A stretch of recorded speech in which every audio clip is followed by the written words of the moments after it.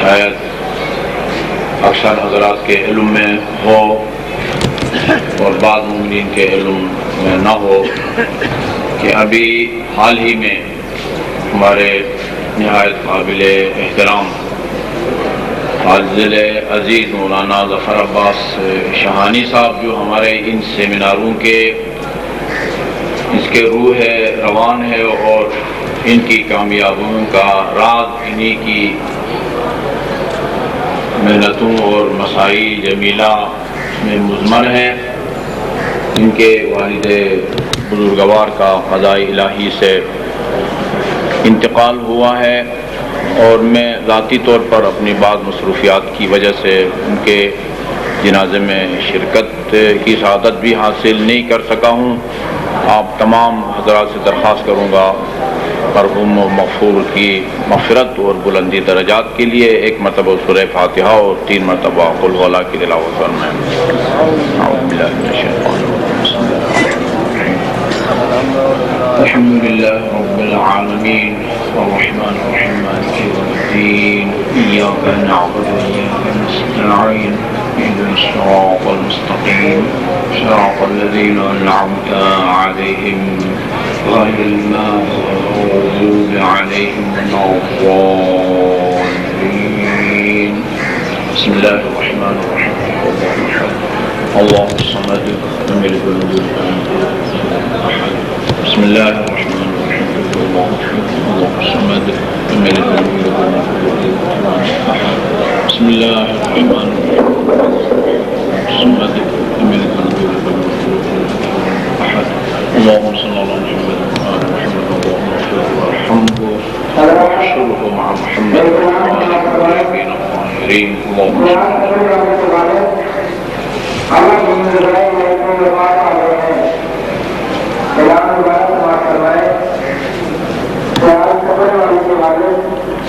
بالعالمین والصلاة والسلام على خیر خلقه محمد وآلہ الطیبین الطاہرین واللعن الابدی على اعدائهم اجمعین.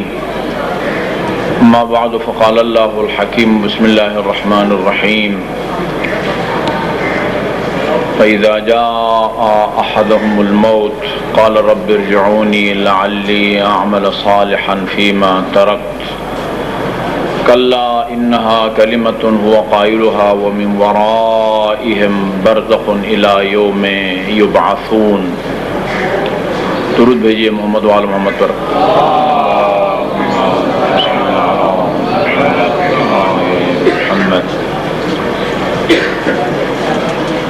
مومنین کرام، جیسے آپ نے شہانی صاحب کے اعلان میں سماعت فرمایا، ہماری اس گفتگو یا مقالے کا موضوع برزخ ہے. مولانا صاحب فرما رہے تھے کہ ابھی ہم موت کے بارے میں کوئی گفتگو نہیں کرتے، موت کے بعد کے بارے میں گفتگو کرتے ہیں. لیکن گفتگو کا موضوع موت کے بعد کا ایسا مرحلہ ہے کہ جس کو ہم موت سے بالکل الگ تھلگ کر کے جس کے بارے میں کچھ کہہ نہیں سکتے. لہذا مختصر سا تبصرہ میں موت کے بارے میں بھی کروں گا. بنیادی طور پر الہی ادیان کے قائل لوگ اور مادی انسانوں میں ایک بنیادی فرق ہے، اور وہ یہ کہ مادی انسان کے نزدیک انسان اور کائنات یہ صرف قابل مشاہدہ اور محسوس چیزوں تک منحصر ہے، یعنی وہی چیز موجود ہے ان کے نزدیک جو ہمارے لیے محسوس اور قابل مشاہدہ ہو، اور جو محسوس اور قابل مشاہدہ نہ ہو وہ موجود نہیں ہے۔ دہری کی یہی سوچ ہے کہ میرے اندر، میرے سر سے لے کر میرے پاؤں تک، میرے سراپا میں جو چیز قابل مشاہدہ ہے وہ جسم کے ظاہری اعضاء ہو جو ان آنکھوں سے ہمیں نظر آتے ہیں، یا داخلی اعضاء ہوں جو ان آنکھوں سے نظر نہیں آ سکتے، البتہ پھاڑ چیر کے بعد نظر آ سکتے ہیں، یا ایکس رے اور الٹرا ساؤنڈ اور سٹی سکین اس طرح کے آزمائشوں کے ذریعے جن کا مشاہدہ کیا جا سکتا ہے، یہی چیزیں ہمیں نظر آتی ہیں، لہذا یہ انسان میں موجود ہے۔ اور جو چیز انسان کو نظر نہ آئے، ظاہری طور پر چلتے پھرتے وقت یا آپریشن اور پوسٹ مارٹم کے دوران جو چیز نظر نہ آئے وہ انسان میں ہے ہی نہیں، اسی لیے روح کے منکر ہیں، اس لیے کہ انہیں روح نظر نہیں آتی۔ ہم کہہ دیتے ہیں کہ فلاں کی روح قفس عنصری سے پرواز کر گئی، لیکن وہ کہتے ہیں ہم نے قریب سے دم توڑتے ہوئے لوگوں کو دیکھا ہے، آخری ہچکی لے کے دم توڑتے ہوئے دیکھتا ہے، نبض اور اس کے حرکت قلب کے کو بند ہوتے ہوئے ہم نے دیکھا ہے، اس دوران اس کے جسم کے کسی حصے سے روح نام کی کسی نیلی پیلی چیز کو ہم نے پرواز کرتے ہوئے نہیں دیکھا۔ چونکہ نہیں دیکھا لہذا انسان میں روح نام کی کوئی چیز ہے نہیں۔ اور اس کائنات میں بھی آسمان موجود ہے، زمین موجود ہے، یہ سورج اور چاند اور ستارے موجود ہیں، غرض جو چیز ہم کو نظر آتی ہے انہی آنکھوں سے کے ذریعے، اینکوں کے ذریعے، ذربین اور خوردبین کے ذریعے، ٹیلیسکوپ کے ذریعے جو چیز آپ کو نظر آتی ہے وہ ہے، اور جو چیز آپ کو نظر نہیں آتی وہ نہیں ہے۔ یہی وجہ ہے کہ ہم نے آسمانوں میں جا کے دیکھا، زمین کی گہرائیوں میں بھی ہم نے جا کے دیکھا، اللہ نام کی کوئی چیز ہم کو نظر نہیں آئی، اس لیے اللہ ہے نہیں، ہوتا تو وہ ضرور نظر آتا۔ دہری کی یہ سوچ ہے۔ اس کے مقابلے میں آپ کی سوچ، اس کے مقابلے میں ایک الہی انسان کی سوچ یہ ہے کہ نہیں، عقل مندی اور دانشمندی کا تقاضا یہ نہیں ہے کہ آپ موجودات کو صرف محسوسات میں منحصر سمجھیں اور انہی چیزوں کے وجود کو تسلیم کریں اپنے جسم کے اندر اور کائنات کے اندر، کہ جو آپ کو نظر آئے، جو آپ کے لیے قابل مشاہدہ ہو، جو آپ کے لیے محسوس ہو، اور جو آپ کے لیے قابل مشاہدہ نہ ہو، جو آپ کے لیے محسوس نہ ہو، اس کے وجود اور اس کی ہستی کا انکار کریں۔ اللہ تعالیٰ نے بھی فرمایا میں کسی کو نظر نہیں آ سکتا۔ آپ کی بنیادی عقائد میں شامل ہے۔ آپ اپنے بچوں کو جو صفات سلبیہ پڑھاتے ہیں ان میں سے ایک صفت یہ ہے کہ اللہ مرئی نہیں ہے، وہ دکھائی نہیں دے سکتا۔ اس کا فرمان ہے میں دکھائی نہیں دے سکتا، لیکن میں نے اپنی معرفت اور اپنی شناخت اور اپنے آپ کو پہچاننے کے لیے بندوبست کیا ہے، اور وہ یہ کہ سنوریہم آیاتنا فی الآفاق وفی انفسہم حتی یتبین لہم انہ الحق۔ اللہ فرماتا ہے گو کہ چونکہ میرا بدن نہیں ہے، جسم نہیں ہے، اس لیے میں کسی کو نظر نہیں آ سکتا، لیکن میں نے اپنی شناخت کے لیے تمہارے سراپا کو اور کائنات کے کونے کونے کو اپنی قدرت کی نشانیوں سے بھر دیا ہے، اور ان نشانیوں کو دیکھ کے تمہیں یقین حاصل ہونا چاہیے کہ ایک قادر مطلق ذات ہے کہ جس نے اس کائنات کو پیدا کیا ہے، اور وہی اس کے پیچیدہ نظام کو چلانے والا ہے۔ انسان صرف یہ چند لیٹر خون یا چند کلو گوشت یا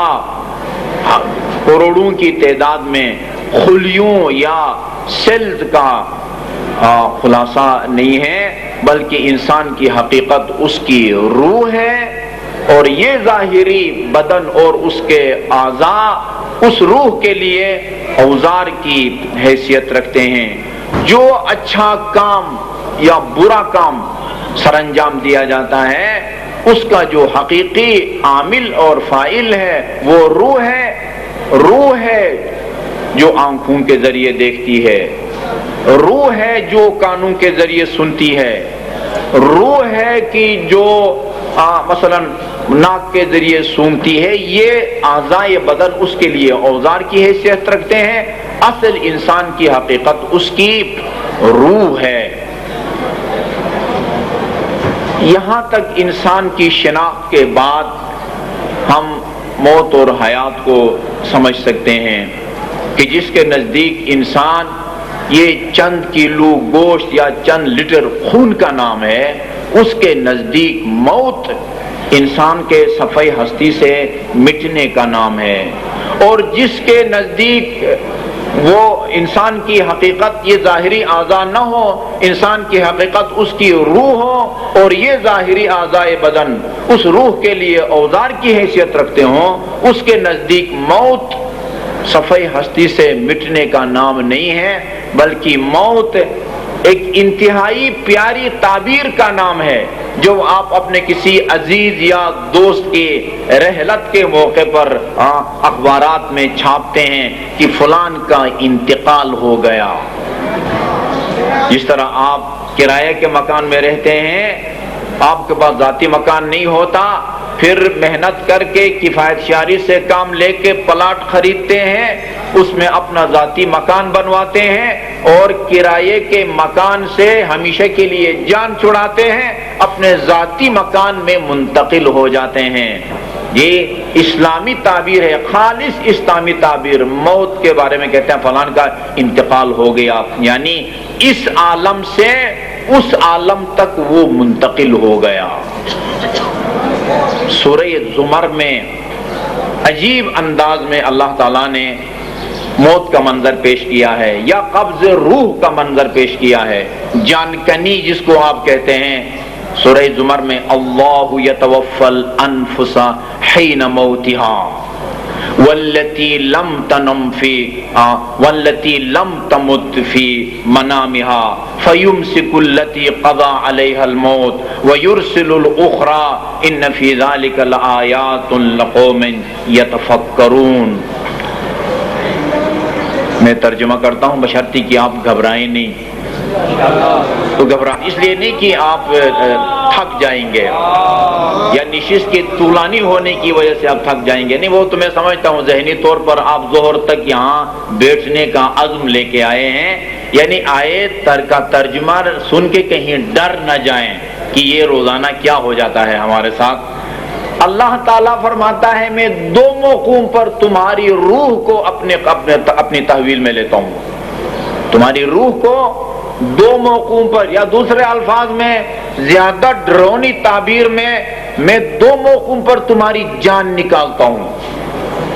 ایک اس وقت جب تم کو موت آتی ہے، یہ بات تو سمجھ میں آتی ہے، جب موت آتی ہے تو جان نکالی جاتی ہے، روح اللہ اپنی تحویل میں لیتا ہے، فرشتے اپنی تحویل میں لیتے ہیں، اور کس موقع پر؟ والتی لم تمت فی منامها، دوسرا وہ موقع کہ جب تمہاری موت نہیں آتی لیکن چند گھنٹے کے لیے تم سو جاتے ہو، رات کو زیادہ دیر تک سوتے ہو، دن کو جس کو قیلولہ کہتے ہیں، مولوی صاحبان کا یہ نشہ ہوتا ہے ان میں، 2-3 گھنٹہ ضرور آرام کرتے ہیں۔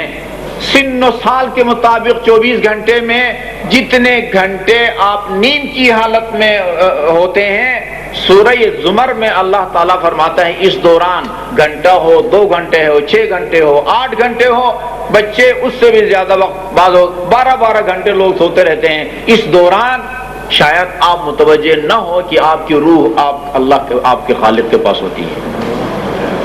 والتی لم تمت فی منامها، دوسرا وہ موقع کہ جب تمہیں موت نہیں آتی لیکن تم نیند کی حالت میں ہوتے ہو، دونوں کی روح کو قدرت اپنے پاس بلاتی ہے، بلانے کے بعد فَيُمْسِكُ الَّتِي قَضَى عَلَيْهَا الْمَوْتِ، جس نے مرنا ہوتا ہے، جس کا آب و دانہ ختم ہو چکا ہوتا ہے، اللہ تعالیٰ اس کی روح کو اپنے پاس روک لیتا ہے. وَيُرْسِلُ الْأُخْرَى، اور جس نے نماز شب کے لیے اٹھنا ہو یا صبح کی نماز کے لیے اٹھنا ہو، یہ دونوں نمازیں نہ پڑھتا ہو، آفس جانا ہو، سکول جانا ہو، جب بھی آنکھ نے کھلنا ہوتا ہے وَيُرْسِلُ الْأُخْرَى، اس وقت کے لیے اللہ تعالیٰ اس کی روح کو جس کو اپنے پاس روکے ہوئے تھا اس کو رہا کر دیتا ہے، بدن کے ساتھ اس کا رابطہ بحال ہو جاتا ہے. ان فی ذالک، یہ جو دو عمل ہیں، دونوں کی روح کو اپنے تحویل میں لینے کے بعد مرنے والے کی روح کو قیامت تک اپنے پاس رکھے، اور جس نے صبح اٹھنا ہو اس کی روح کو بحال کر دے. جو خدا کو پہچاننا چاہے اس کے لیے یہی خدائی عمل کافی ہے. جو خدا کو پہچاننا چاہے معرفت کی نگاہ سے اللہ کے اس عمل کو اگر دیکھے، بس اللہ کی معرفت کے لیے یہی کافی ہے. یہ بہت ساری تعبیریں ہیں. انا للہ و انا الیہ راجعون، اللہ یتوفی الانفس حین موتها، روح انسان میں موجود ہے. یہ اور بات ہے، یہ ہمارے علماء کرام نے بحث کی ہے کہ یہ روح جو انسانی بدن کے اندر موجود ہوتی ہے، یہ نطفے کے آخری مراحل تک پہنچنے کے بعد، 4 مہینے کے بعد، 3 مہینے کے بعد، یا کتنے دن گزرنے کے بعد انسان کے اندر روح داخل ہوتی ہے. یہ روح کہاں سے آتی ہے؟ ایک نظریہ یہ ہے کہ یہ روح جو آج آپ کے بدن میں اور میرے بدن میں موجود ہے، یہ وہ روح ہے جو حضرت آدم کے مٹی سے خلق کیے جانے سے سینکڑوں برس پہلے کی پیداوار ہے، وہ موجود ہے. جب آپ کا جسد خاکی یہ نطفہ اپنے وہ علقہ اور مضغہ کے مراحل سے گزر کے فَكَسَوْنَا الْعِظَامَ لَحْمًا، ہم نے ہڈیوں کو گوشت کا لباس پہنا دیا. جب اس مرحلے تک پہنچے، نطفہ ترقی کرتے کرتے ایسے موقع پر باہر سے روح آتی ہے اور بدن میں داخل ہوتی ہے، اور اس مرحلے کے بارے میں اللہ تعالیٰ نے فرمایا ثُمَّ أَنشَأْنَاهُ خَلْقًا آخر، گوشت کا لباس پہنانے کے بعد پھر ہم نے اس کو ایک اور مخلوق بنا دیا. اور مخلوق کیا ہے؟ یعنی اس کو جاندار بنا دیا، اس کو یہ صاحب روح بنا دیا. ایک نظریہ یہ ہے کہ روح باہر سے آ کے داخل ہوتی ہے، وہ اندر کی پیداوار نہیں ہے. دوسرا نظریہ یہ نہیں کہ نہیں، روح کی جو پیدائش ہے وہ نطفے کے ارتقاء کے آخری مرحلے کا نام روح کی خلقت اور اس کا جنم یا اس کی پیدائش ہے. اس بحث میں نہیں پڑتے، علماء کرام نے اس پر بحث کی ہے کہ آیا روح اسی جسم کے اندر اور رحم کے اندر وہ نطفے کے ارتقاء کے آخری مراحل کا نام ہے، یا یہ ہے کہ جسم کے مکمل ہونے کے بعد روح باہر سے آ کے اس کے اندر داخل ہوتی ہے. اس سے ہمیں کوئی غرض نہیں ہے. ہمیں اس حقیقت کو ایک موحد اور الہی ادیان کے قائل کے طور پر ہمیں یہ تسلیم کرنا ہے کہ انسان اس جسد خاکی کا نام نہیں ہے، بلکہ یہ جسد خاکی انسان کے لیے اوزار کی حیثیت رکھتا ہے. اصل انسان کی حقیقت اس کی روح ہے. جو چیز ہمارے بنیادی عقائد میں شامل ہے، وہ باتیں جو ان مدارس میں آپ کے بچوں کو پڑھائی جاتی ہیں، ان میں ایک عقیدہ انسان کا یہی ہے کہ جب موت آتی ہے انسان کو، روح اور بدن میں عارضی طور پر جب جدائی ڈال دی جاتی ہے اور آپ جسد خاکی کو اپنے مقامی قبرستان میں لے جا کے سپرد خاک کر دیتے ہیں، روح ساتھ ساتھ ہوتی ہے. آپ جسد خاکی کو سپرد خاک کر کے واپس آ جاتے ہیں. یہی روح جو ہسپتال میں یا گھر میں جسد خاکی سے نکل گئی تھی، قبر کے اندر جب آپ سپرد خواب کر کے اینٹوں کی چنائی کر کے اور کئی من مٹی اس کے اوپر ڈال کے واپس آ جاتے ہیں، یہ روح دوبارہ جا کے اس بدن میں داخل ہوتی ہے۔ بعض کہتے ہیں جس طرح پہلے پورے بدن میں تھی اسی طرح پورے بدن میں جان آ جاتی ہے، بعض کہتے ہیں نہیں، آدھے جسم یا آدھے دھڑ تک روح جاتی ہے اور پھر وہ سوال اور جواب کا سلسلہ شروع ہوتا ہے۔ سوال اور جواب کا سلسلہ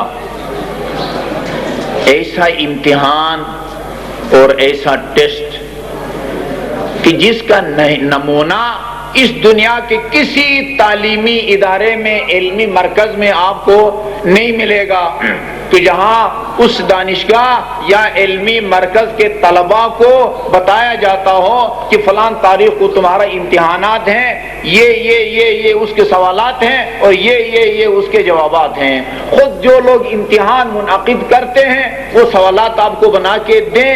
ایک تو ہوتا ہے گیسٹ پیپر، شاید جو ہے یہ سوالات نہیں، شاید والی بات نہیں، 100% یہ سوالات ہوں گے، یہ من ربک وما دینک وما کتابک وما قبلتک، یہ باتیں ہوں گی، اور اس کا جواب کیا ہے؟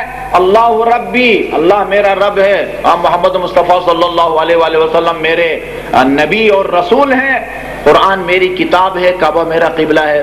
یہ عجیب امتحان ہے۔ سوالات بھی وہ بنا کے دے دیے جاتے ہیں اور ساتھ نیچے 100% اندازے نہیں ہیں، 100% ان کے جوابات بھی اس کو بتائے جاتے ہیں۔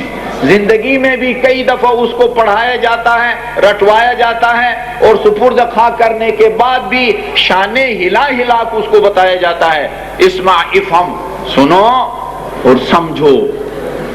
اور یہ کوئی ڈرامہ نہیں ہوتا، سنو اور سمجھو، یہ اس لیے کہتے ہیں کہ وہ سننے کے بھی قابل ہیں اور سمجھنے کے بھی قابل ہے۔ جنگ بدر میں مقتولین کو، مشرکین کے جو مقتولین تھے ان کو ایک اجتماعی قبر یا گڑھے میں ڈال دیا گیا، ایک کے اوپر دوسرے مشرک کی لاش تھی، اس گڑھے کے اوپر جا کے رسول مقبول صلی اللہ علیہ وآلہ وسلم نے ان سے خطاب کر کے کہا کہ اللہ تعالیٰ نے مجھ سے جو وعدہ کیا تھا وہ اس نے سچ کر دکھایا ہے، تم بتاؤ تم سے جو وعدہ ہوا تھا وہ پورا ہو رہا ہے؟ صحابہ کرام میں سے کسی نے کہا یا رسول اللہ، یہ مٹی اور پتھر سے آپ باتیں کرتے ہیں، یہ آپ کی باتیں سمجھ رہے ہیں، یہ لاشیں آپ کی باتیں سمجھ رہی ہیں، یہ لاشیں آپ کی باتیں سمجھ سکتی ہیں، سن رہی ہیں؟ فرمایا تم ان سے بہتر نہیں سن سکتے، تم ان سے بہتر نہیں سمجھ سکتے۔ جی، یا یہ کہنا چاہتے ہیں کہ جتنا تم سمجھتے ہو اتنا یہ بھی سمجھتے ہیں، یا یہ کہنا چاہتے ہیں کہ یہ تم سے بھی۔ اور صفین میں امیر المومنین نے بھی کچھ مقتولین کو اپنے بعض صحابیوں سے، اصحاب سے کہا ان کو اٹھا کے بٹھاؤ، مجھے ان سے کچھ سوالات کرنے ہیں۔ امیر المومنین کے سامنے صفین کے مقتولین کو بٹھایا گیا، جو سوال بدر کے مقتولین سے رسول مقبول نے کیا تھا وہی سوال امیر المومنین نے صفین کے مقتولین سے بھی کیا۔ فرمایا کہ اللہ نے جو مجھ سے وعدہ کیا تھا وہ تو اس نے پورا کر دیا ہے، تم بتاؤ تم سے جو وعدہ ہوا تھا وہ پورا ہو رہا ہے؟ یہاں بھی کسی نے کہا یا امیر المومنین، یہ تو لاشیں ہیں، یہ آپ کی باتیں سمجھ سکتی ہے؟ فرمایا جس طرح بدر کے مقتول رسول خدا کی باتیں سمجھ سکتے تھے، یہ میری باتوں کو سمجھتے ہیں۔ میت مرنے والا وہ سمجھتا ہے، اس لیے شانے ہلا ہلا کے ہم اسے کہتے ہیں کہ اذا اتاک الملکان المقربان رسولین من عند ربک، تو پھر گھبرانا نہیں ہے، فلا تخف وقل فی جوابہما، یہ سوالات ہیں، ان کی لسٹ بھی بتائی جاتی ہے اور یہ جوابات۔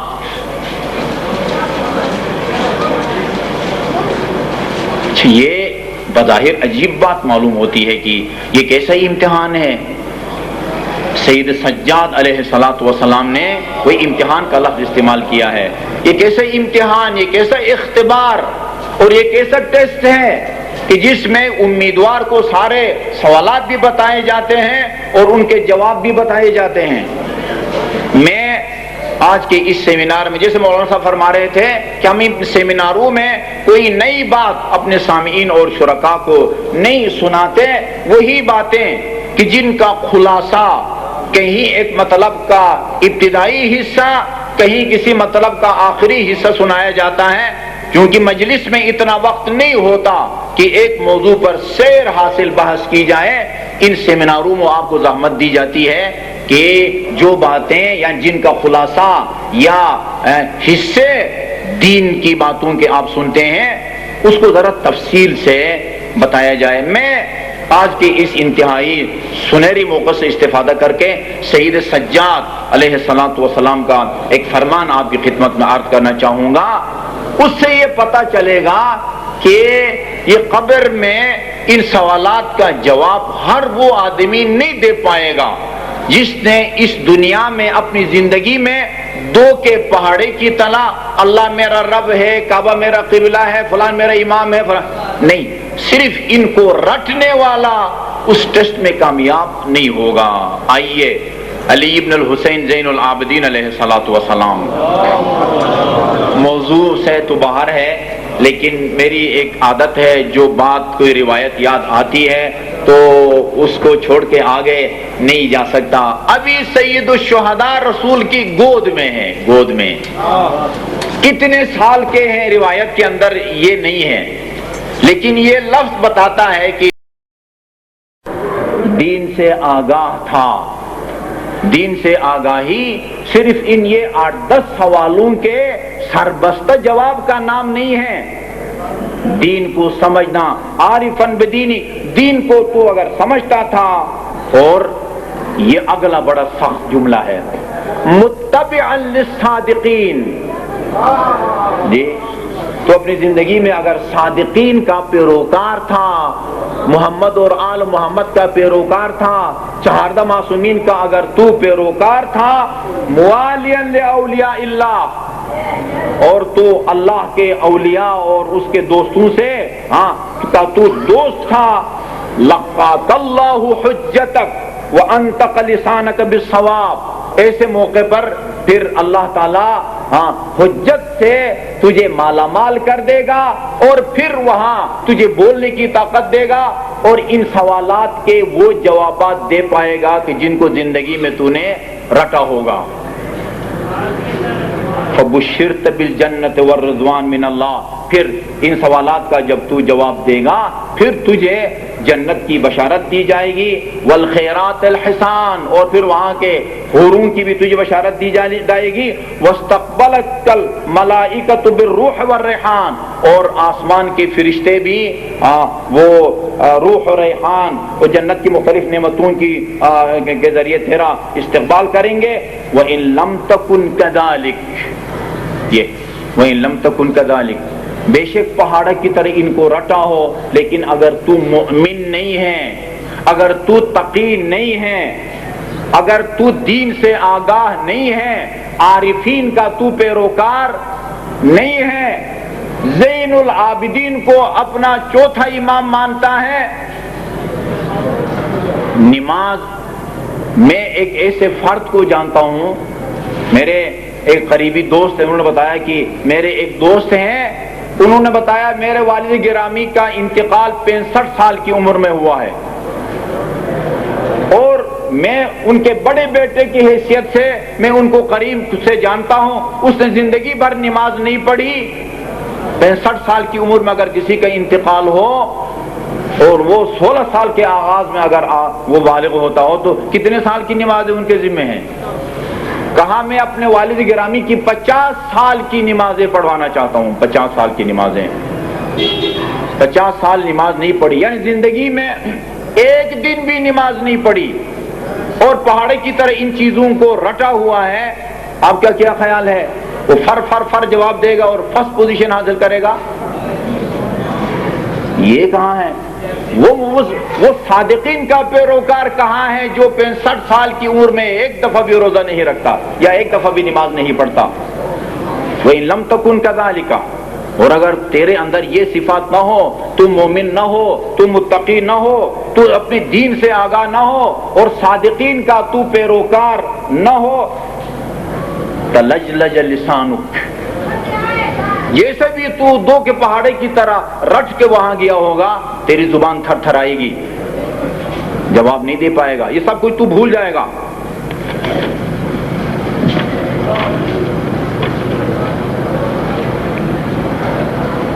وَعُمِيتَ عَنِ الْجَوَابِ وَبُشِّرْتَ بِالنَّارِ، تجھے آتش جہنم کی بشارت دی جائے گی۔ وَاسْتَقْبَلَتْكَ مَلَائِكَةُ الْعَذَابِ، اور عذاب کے فرشتے تیرے استقبال کے لیے آئیں گے۔ بِنُزُلٍ مِّنْ حَمِيمٍ وَتَصْلِيَةُ جَحِيمٍ، کھولتا ہوا پانی تجھے پلانے کے لیے وہ تیرے استقبال کے لیے آئیں گے۔ برزخ کا پہلا مرحلہ قبر ہے۔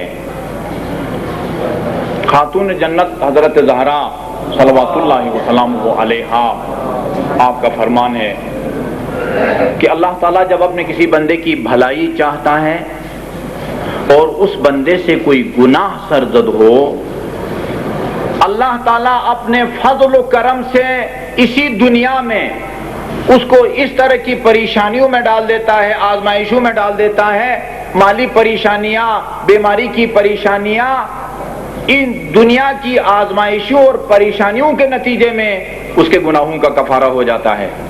جب مرتا ہے تو گناہوں سے پاک مرتا ہے۔ اور اگر اس کے گناہ اتنے زیادہ ہوں کہ یہ دنیا کی آزمائشیں وہ گناہوں کے کفارے کے لیے ناکافی ہوں، تو پھر جان کنی کے موقع پر تشدد کیا جاتا ہے۔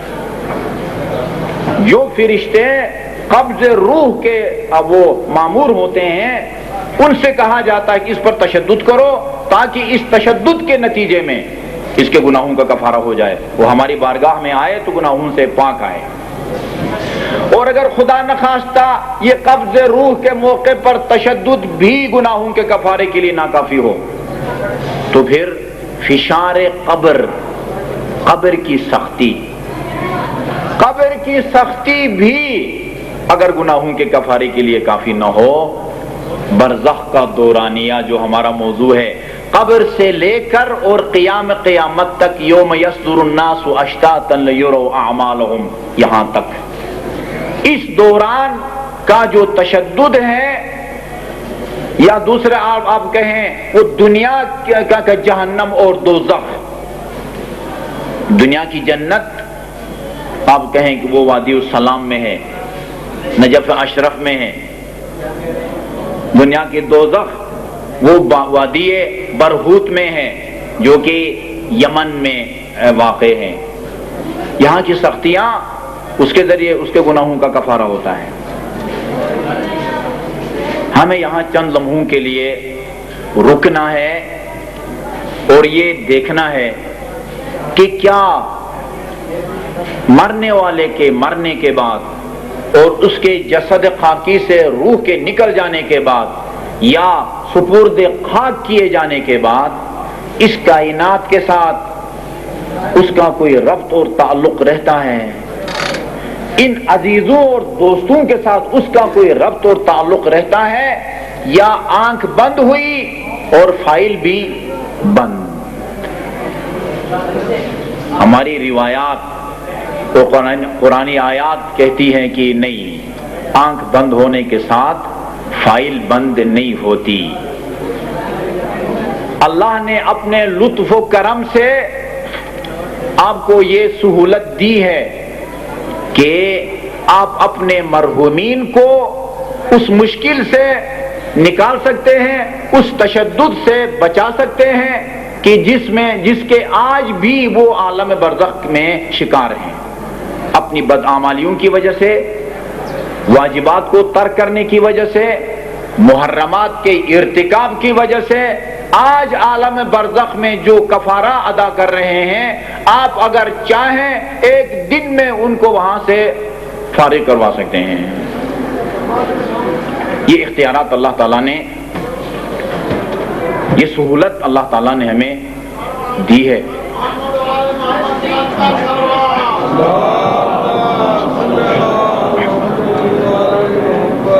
یہ 2-4 مہینے پہلے کی بات ہے، یہ بات میں نے بعض مجالس میں بھی مومنین کی خدمت میں عرض کی ہے۔ ایک خاتون کا فون آیا مجھے کہ آقا صاحب ابھی چند مہینے پہلے میرے سسر کا انتقال ہو گیا ہے. وہ تو میں اپنی زبان میں اس نے فادر ان لا کہا تھا، میرے فادر ان لا کا انتقال ہو گیا ہے، اور وہ تقریباً ہر روز خواب میں مجھے نظر آتے ہیں اور مجھ سے کہتے ہیں بیٹی میں بہت مشکل میں ہوں، مجھے مشکل سے نکالو. اور کہا وہ بہت نیک آدمی تھے، بہت نیک آدمی تھے، ان کا انتقال ہو گیا ہے، اور تقریباً ہر دوسرے روز خواب میں آتے ہیں اور کہتے ہیں کہ اپنی بہو سے بیٹی مجھے مشکل سے نکالو. میں نے کہا آپ کے جو نیک سسر تھے وہ نماز کے پابند تھے؟ کہا نہیں. پھر میں نے کہا شکر کرو کہ اللہ تعالیٰ نے ان کو اجازت دے دی کہ آپ سے رابطہ کا آغاز کریں، اپنی حالت سے تمہیں آگاہ کریں. ہاں اپنی میاں سے اور مرحوم کے بیٹے سے کہو کہ جتنی نمازیں ابو نے نہیں پڑھی یا خود پڑھے یا کسی کو معاوضہ دے کے پڑھائے، البتہ ایسے آدمی سے پڑھائے جس کی اپنی نماز ٹھیک ہو. ہاں حج کے موقع پر ہم وہاں حاجی صاحبان کی نماز سنتے ہیں، ان کو سال بھر کی نمازوں کے صحیح یا باطل ہونے سے دلچسپی نہیں ہوتی، ان کو یہ فکر ہوتی ہے کہ اگر دو طواف النساء کے بعد 2 رکعت نماز غلط پڑی تو بیوی حرام ہو جائے گی. اس چکر میں روزانہ کئی دفعہ آتے ہیں آقا صاحب ہماری نماز ٹھیک کریں، اور بات کہتے ہیں اچھا ہم نے کوشش تو کی ہے، احتیاطاً آپ بھی ہماری طرف سے پڑھیں. بھئی زندگی بھر جو آپ نے پڑھی ہے نمازیں اس کا کیا بنے گا؟ وہ ایک صاحب نماز ایک نہیں کئیوں نے یہ مشترک غلطی ایاک نستعین، ہاں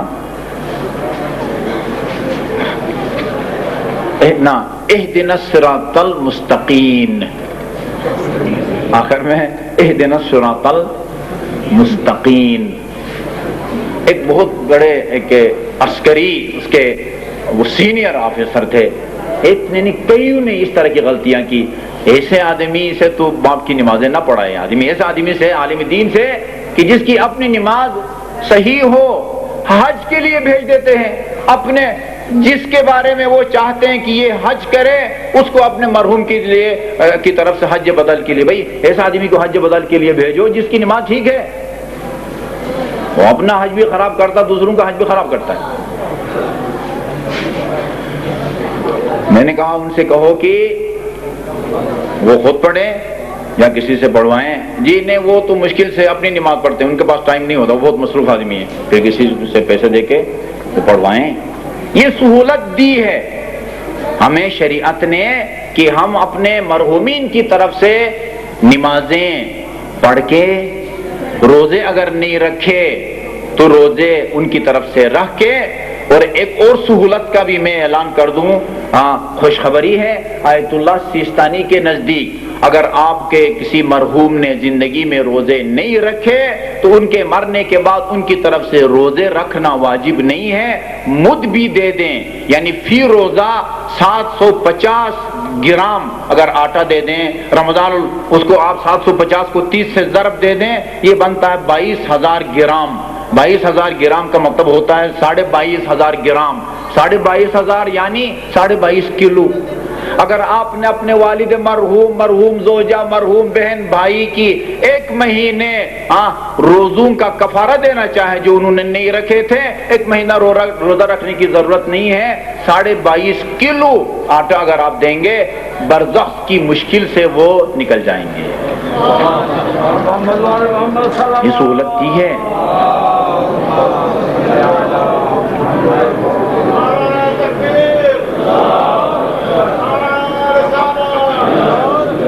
بس ختم کر رہا ہوں.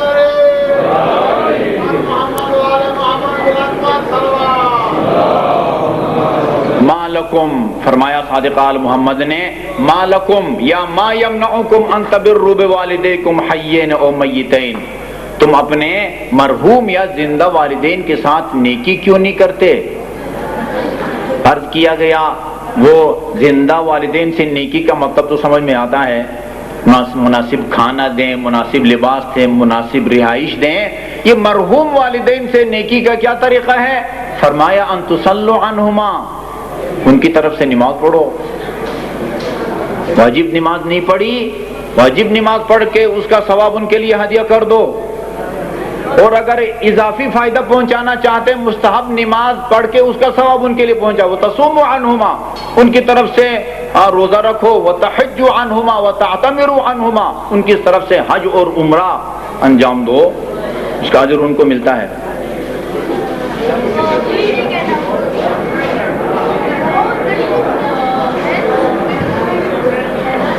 جو بندہ 50 سال تک نماز نہ پڑھ سکا، کیا وہ مرتے وقت ایمان پر مرے گا یا مشرک و کافر مرے گا؟ اگرچہ یہ روایت بیان کی جاتی ہے، حدیث کتاب موجود ہے کہ من ترک الصلاۃ متعمدا فقد کفر۔ امام موسیٰ کاظم علیہ السلام نے 7 گناہان کبیرہ بیان کیے، 7۔ سب سے پہلے کفر، اس کے بعد پھر جنگ سے بھاگنا، عاق والدین، یتیم کا مال کھانا، سود کھانا وغیرہ وغیرہ۔ تو سائل نے یا جو بھی بیٹھے ہوئے تھے انہوں نے پوچھا کہ وہ یتیم کا مال کھانا زیادہ سنگین گناہ ہے یا ترک صلاۃ؟ آپ نے فرمایا ترک صلاۃ۔ پھر فرمایا آپ نے اس ترک صلاۃ کو ان 7 گناہان کبیرہ میں بیان نہیں کیا۔ آپ نے فرمایا سب سے پہلے کس گناہ کا میں نے ذکر کیا؟ کفر کا۔ فرمایا میرے جد نے فرمایا من ترک الصلاۃ متعمدا فقد کفر۔ کفر کے اندر نماز ترک صلاۃ کا گناہ آ گیا۔ یہ بات ضرور ہے، لیکن اس کا یہ مطلب نہیں ہے کہ جو تارک الصلاۃ ہے وہ پکا کافر ہو گیا، مشرک ہو گیا، وہ نجس ہو گیا۔ اس کو اگر بیٹی کا رشتہ دے دیا تو نکاح نہیں ہوگا، یہ ازدواجی زندگی جو ہو ان کی حرام ہو جائے گی، ایسا نہیں ہے۔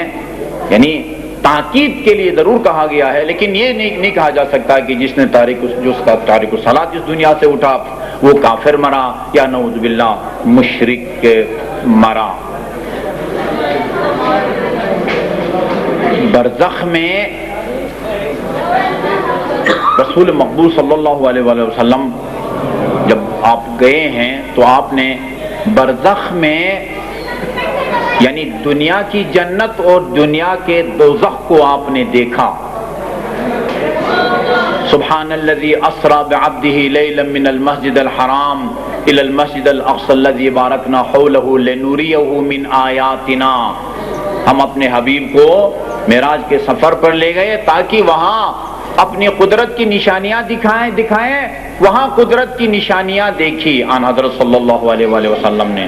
وہاں آپ نے دیکھا کہ بے حجاب خاتون کو کس طرح سزا دی جا رہی ہے، وہاں آپ نے دیکھا کہ سود خور کو کس طرح کی سزا دی جا رہی ہے، وہاں آپ نے دیکھا کہ وہ چغل خور وہ اپنے ہاتھ میں قینچی لے کے اپنے لبوں کو کاٹ رہا ہے۔ پوچھا جبرائیل سے یہ کس سے گناہ کی سزا بھگت رہا ہے؟ کہا یہ وہ چغل خور ہے جس کے بارے میں امیر المومنین نے فرمایا من وشا لکا وشا علیک، جو دوسروں کی باتیں تیرے پاس لے کے آتا ہے تمہیں یقین ہونا چاہیے کہ تمہاری باتیں بھی یہ ان تک وہ پہنچاتا ہوگا۔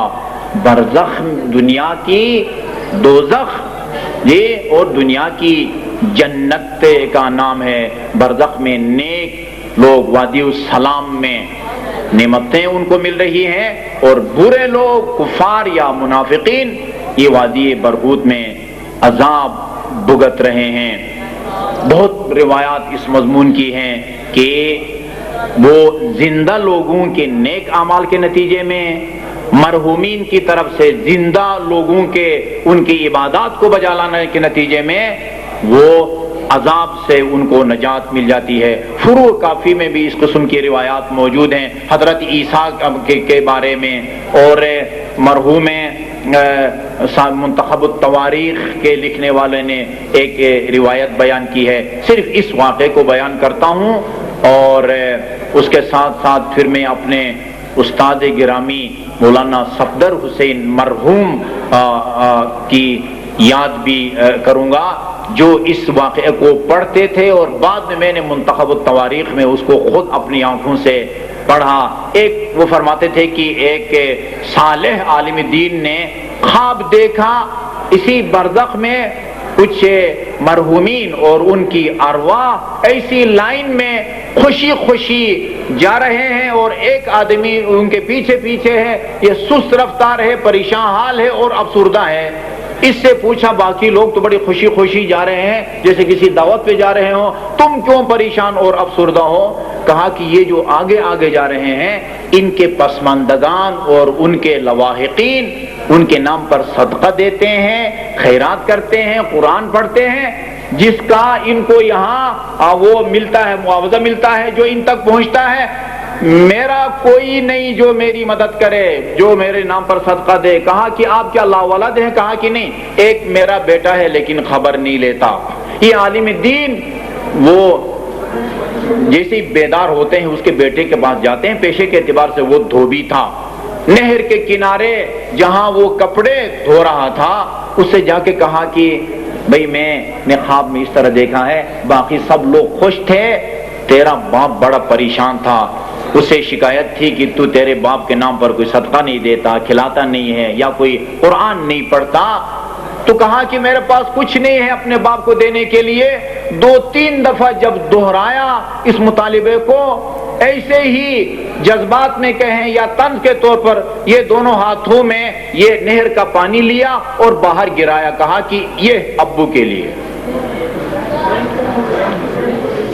دوسرے دن انہوں نے خواب میں دیکھا وہ باقیوں کی طرح بڑے سرشار تھے اور ان کی چہرے پر رونق تھی، وہ جیسے پہلے ان کو دعوت پر نہیں بلایا جاتا تھا اور آج ان کو بھی بلایا گیا ہے۔ ان کو بتایا کہ بھئی آج تیری حالت بدل گئی ہے، اس کی وجہ کہا کہ وہ جو میرے بیٹے نے وہ پانی باہر گرایا تھا اس کے نتیجے میں مجھے یہ سہولت ملی ہے۔ وہ کیسے؟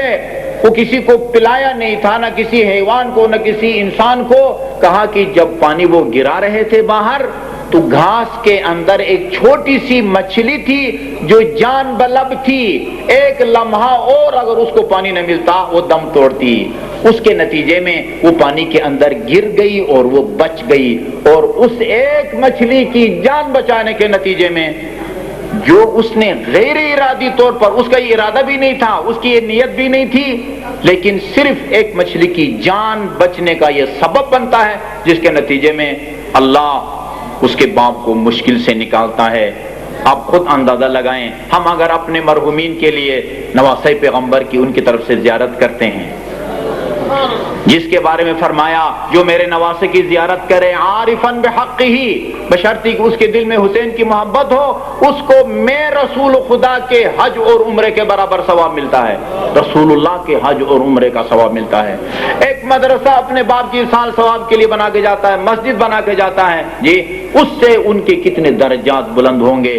اگر ایک مچھلی کی جان بچتی ہے غیر ارادی طور پر اور اس کا یہ صلہ اللہ تعالیٰ اس کو دیتا ہے۔ اللہ تعالیٰ ہمیں اپنے مرحومین، خصوصاً جن کے والدین مرحوم ہو چکے، ان کو یاد کرنے، اپنے خیرات، قرآن کی تلاوت، فقیر فقراء کی مدد امداد، اور خصوصاً جیسے مولانا صاحب اور نقوی صاحب متوجہ فرما رہے تھے، ان سیلاب زدہ برادران کی امداد کے ذریعے اپنے مرحومین کی مدد کی اللہ تعالی ہم سب کو توفیق عطا فرمائے۔ وصلی اللہ علی محمد وآلہ الطیبین الطاہرین۔ یہ کیا چیز ہے؟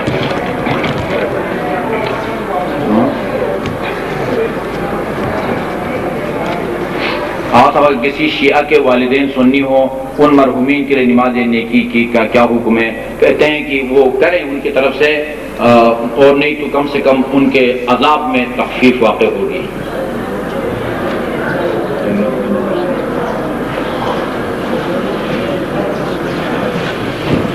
محمد و آل محمد صلوات۔